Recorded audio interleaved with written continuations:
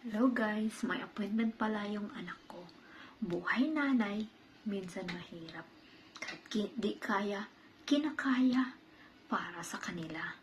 May appointment pala si Kuya Lance sa Health Center Well Baby Clinic. Pagkatapos ng online class ni Kuya Josh, mabilisan kami pumunta sa health center. Nag-Uber lang kami, mga 10 minutes.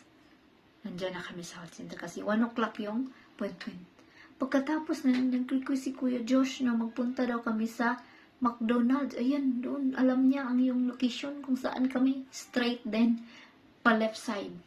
Pagkatapos kung pinalaro ko sila doon sa McDonald's. At namili din kami sa Family Food Center. Pagkatapos niyan, umuwi na kami. Pagdating doon, ayaw naman nilang mag-order.